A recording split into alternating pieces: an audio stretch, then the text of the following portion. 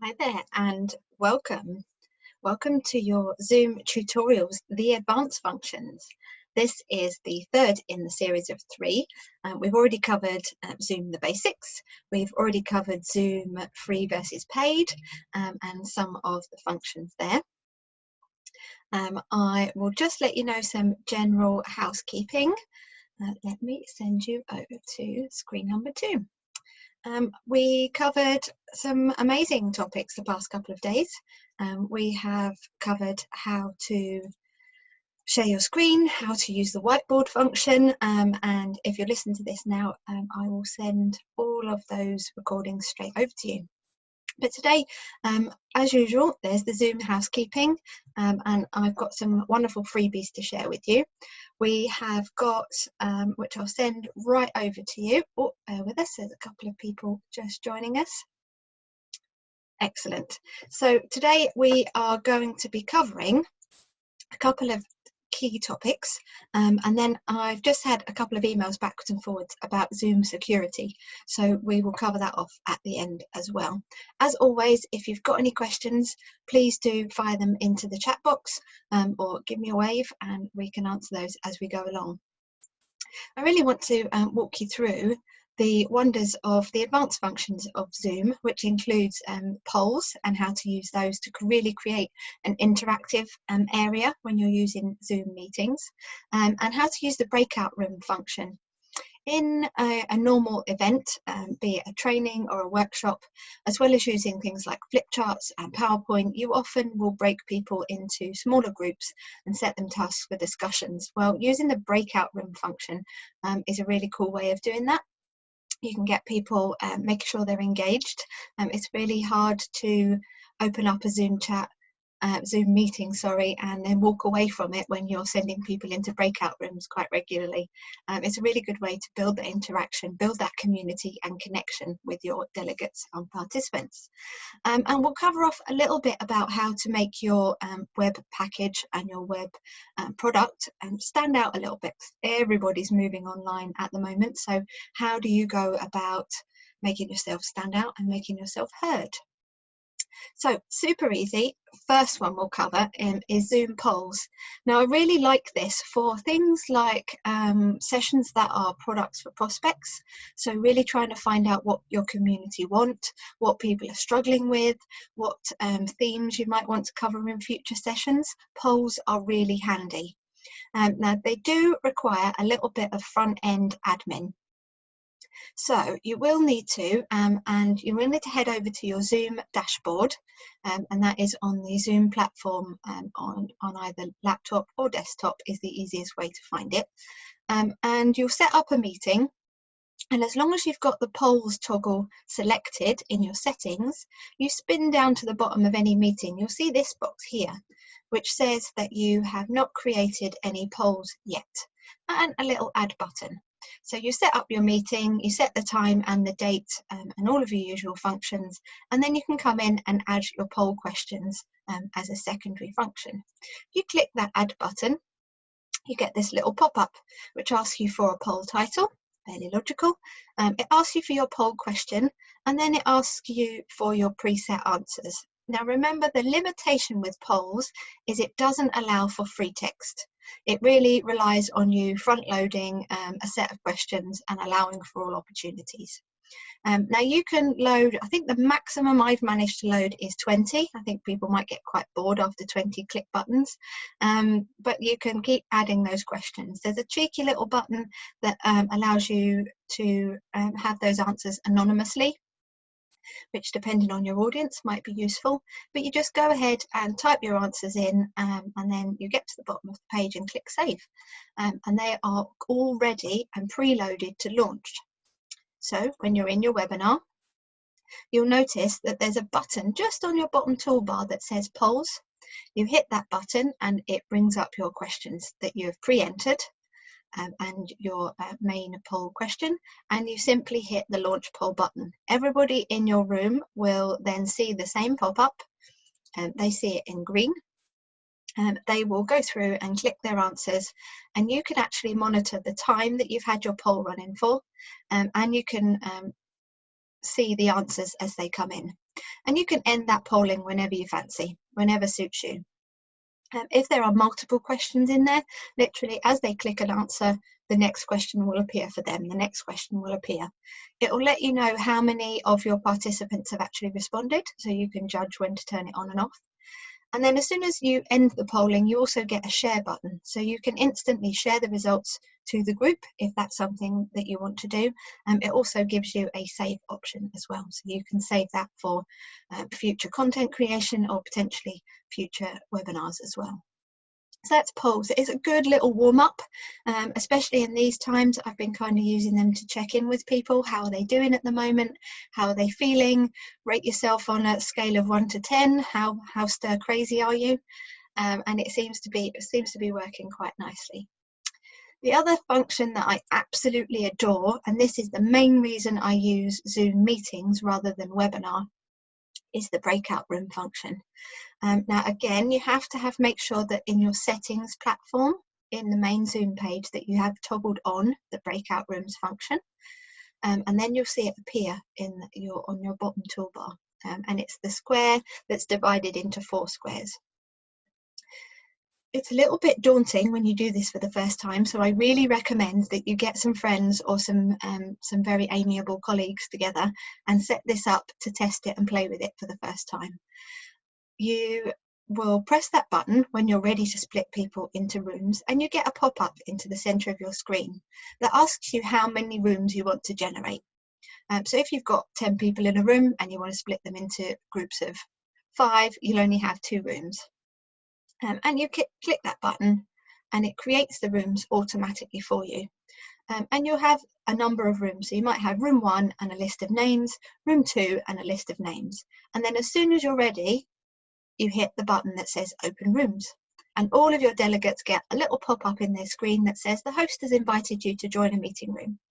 They click that and they disappear off. Now the unnerving bit as the host is that suddenly you can't see anybody. You're the only face that's left in the middle of the room and all of your other delegates has disappeared.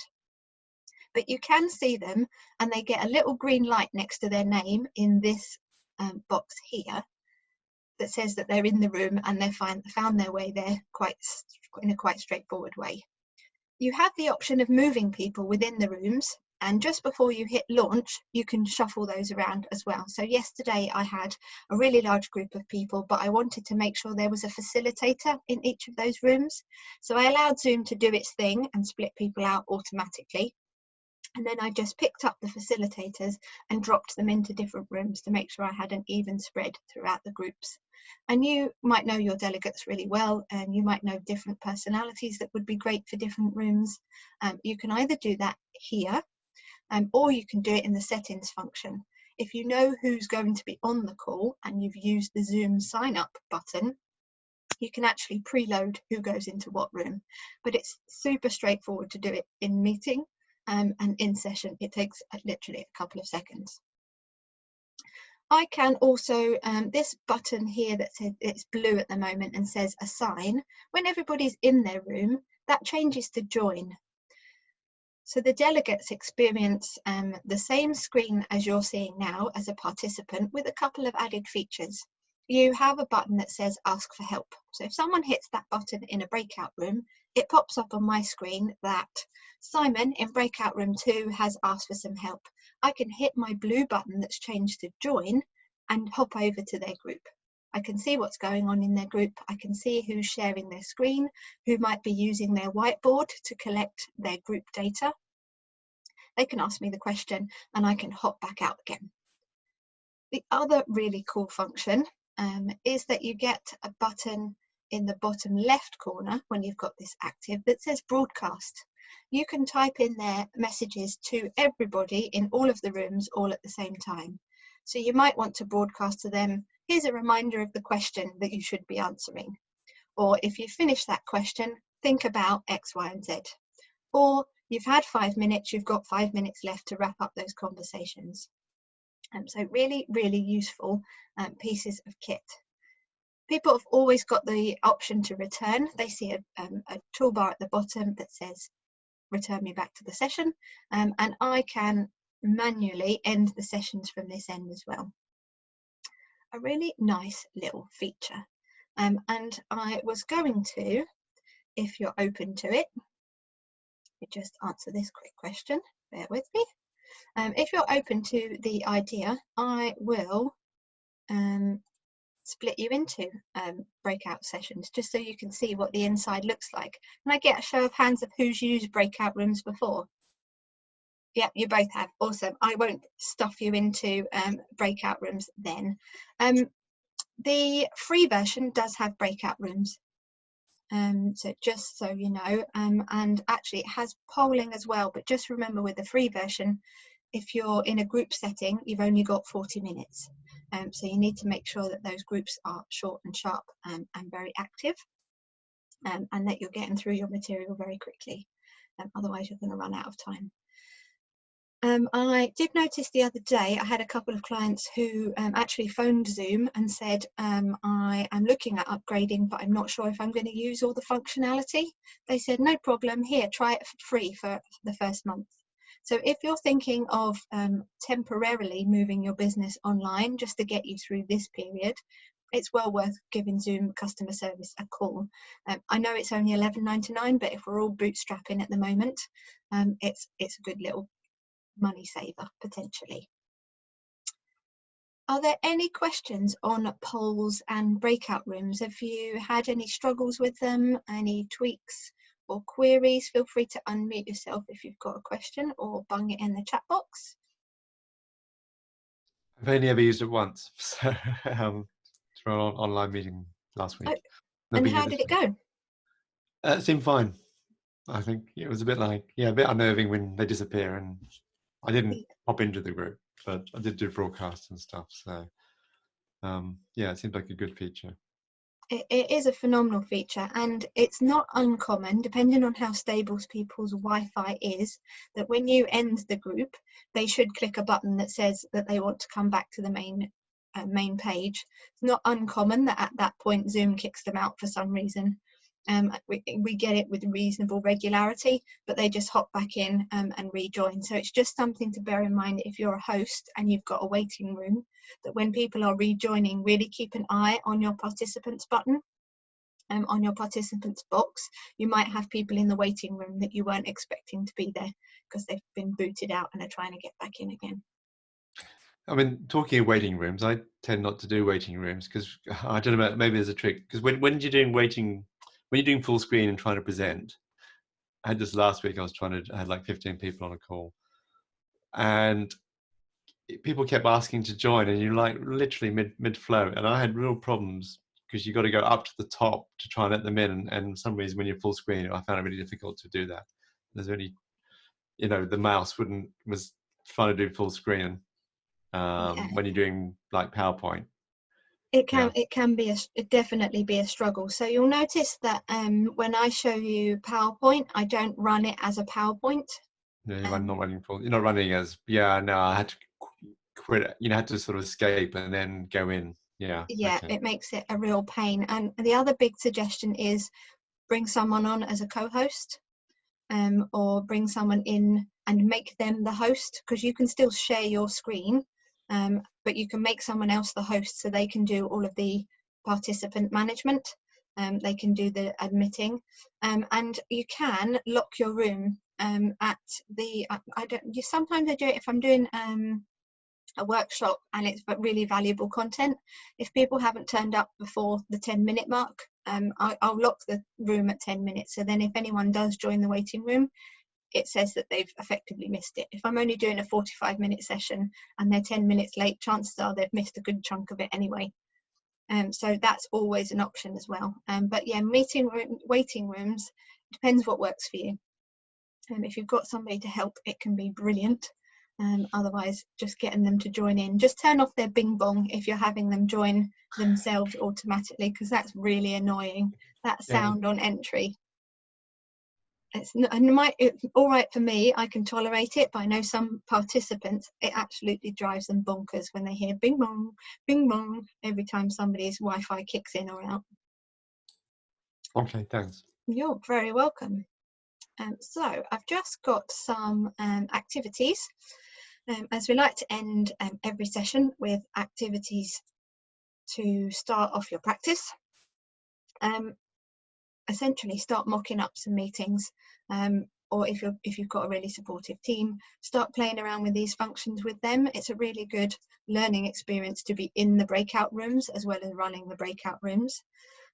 I have got 2 screens, which I found really useful. Mine is an Asus 15-inch screen. I bought it off Amazon, and I will send out the link to it. I think it was about 120 quid. And I have to say it's one of the best inventions I have. Now I can run Zoom on this screen, so I'm talking to people, and I run my slides off the second screen. So I can actually have both full screens at the same time, and I can flick between the two, and if people ask me things, I can actually load them up on the second screen and then share that screen, so I still get dual functionality. It's a bit of a faff, and it takes some practice and getting used to, but if you have got the option of 2 screens, it does make life a lot easier.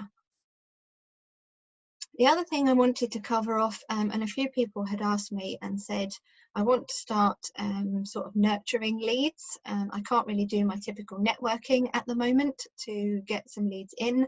How do I go about doing that? So it's really about going back to basics and your business.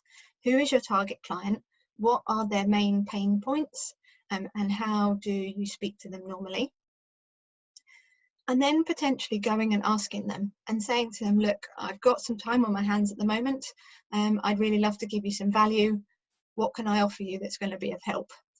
Either give them some options or make some suggestions, or just hear what they've got to say.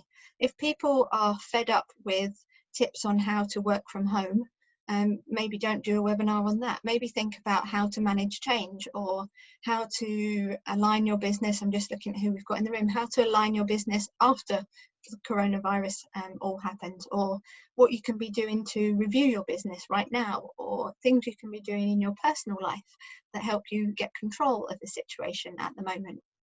All these sorts of things that really speak to your target client. Try not to be everything to the masses. So I directed this to business owners and entrepreneurs that need to shift online reasonably quickly. That usually have an in-person function, but I've had to go online because of the situation we're in at the moment. If they're massive corporates, I'm not really fussed about speaking to those people. If they want to join us, great, but that's not who I'm targeting at the moment. So be really clear on the people that you're targeting. That way your copy and your offer speaks to those people right off the bat. If you're using this to communicate with and serve your existing clients, great, carry on doing that, but find a way of doing it that's interactive so they can still build that bond and that connection with you. I don't know about you, but I've had enough of being broadcast at for a while, and it's really nice seeing your faces on video and actually being able to see your reactions and see you nodding and see you scribbling things down. I find that is really, really helpful. I must admit, last Zoom call, so many people don't have Zoom, so they just have a blank. They just, that sort of, that image is, and it's like, come on, guys, come on, and ladies, obviously, you can at least put a picture up. That's what my recommendation would be. Absolutely. Put a picture up. So I appreciate Wi-Fi drops out, and it's actually easier to run it if you turn your video off. Your Wi-Fi drops in and out, but I need to know who I'm speaking to keep that energy up. Security. There's been a load bandied about how Zoom steals all your data and how Zoom can be hacked and how the Prime Minister shouldn't be using Zoom and blah, blah, blah, blah, blah, blah, blah. As I mentioned in the previous sessions, we talked about how to add a password to your sessions. And I would advise that if you're doing anything that's kind of work related or sensitive, as in you're working with a client, and maybe it's a therapy session, I would advise adding a password to it. And I'll send out the link to tutorial 2 that shows you how to do that. And really just be cautious that if you've got a room full of people, have someone just spin down your guest list and just make sure you've got no interlopers. I read the Zoom terms and conditions, the legal pages and the policy documents this morning. Took hours, but they categorically state that they don't monitor Zoom calls. They categorically state that they don't have any involvement in the recordings. If you choose to record it, it records. If you choose not to record it, or you record locally on your computer, there is nothing they can do with that recording. They can't take it, they can't rip off the audio. It specifically says that. So 2 things. One, make sure you've got the most up-to-date version of Zoom. That then secures you against hacking as best you can. And if it is confidential, you should be adding a password to it. And I would suggest, heaven forbid Boris Johnson tunes into this, that top secret material shouldn't be shared virtually anyway, as you wouldn't over a telephone call either. So it's just a bit of common sense, and I think you've got more chance of your phone being hacked if you leave Siri on than you have of your Zoom call being jumped on. So just allaying some fears and just being sensible, really, as you would do with all your online security. Isn't there a term for this now? When someone Zoom, when they Zoom, what's it called? There's a term when someone. I haven't found that one yet, but I'm going to. There's a term which is going to become a verb. It's when you Zoom hack or something, when you just sort of jump onto someone else's Zoom because you've guessed the number or you've seen it somewhere. Like, for example, I obviously use my personal ID number a lot because it's just easy. It's just when you're hosting a lot of the meetings, it's just easy to send that one link out rather than have to create a meeting with a new one. Yeah. But yeah, bear in mind, actually. Yeah. Go on, sorry. Probably bear in mind another meeting should create a separate meeting with a separate ID. So yeah. And that's exactly, we covered it off yesterday as well, when you should generate a random ID and when it's okay to use your personal room ID, and then the creation of password and not password. So it's worth just dipping into that and just double checking that you're being safe.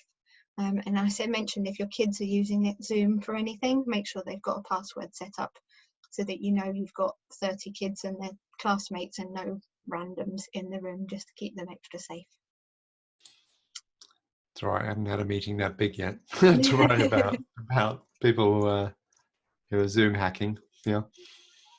It will get there. It will get there soon. It's growing. I don't think we'll ever go back.